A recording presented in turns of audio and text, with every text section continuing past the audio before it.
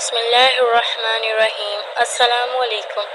حضرت جابر سے روایت ہے کہ جب بسم اللہ الرحمن الرحیم نازل ہوئی تو بادل مشرق کی طرف ہٹ گئے، ہوا رک گئی، دریا پرسکون ہو گیا، اور حق تعالیٰ نے اپنی عزت کی قسم کھا کر فرمایا کہ جس چیز پر میرا یہ نام بسم اللہ الرحمن الرحیم لیا جائے گا اس میں ضرور برکت ہوگی۔ سبحان اللہ۔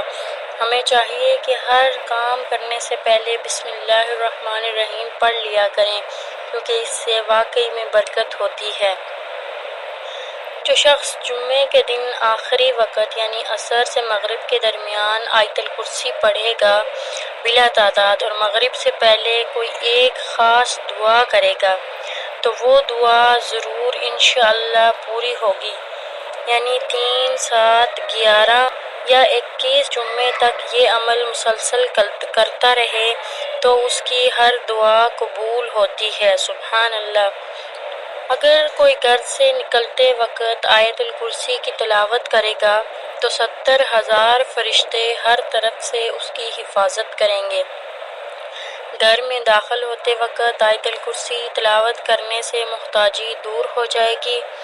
وضو کے بعد پڑھنے سے آخرت میں 70,000 درجے بلند ہوں گے۔ رات کو سوتے وقت آیت الکرسی کی تلاوت کرنے سے ایک فرشتہ ساری رات آپ کی حفاظت کرے گا۔ اگر ہر فرض نماز کے بعد آیت الکرسی تلاوت کی جائے تو آپ کے ایک پاؤں زمین پر اور دوسرا جنت میں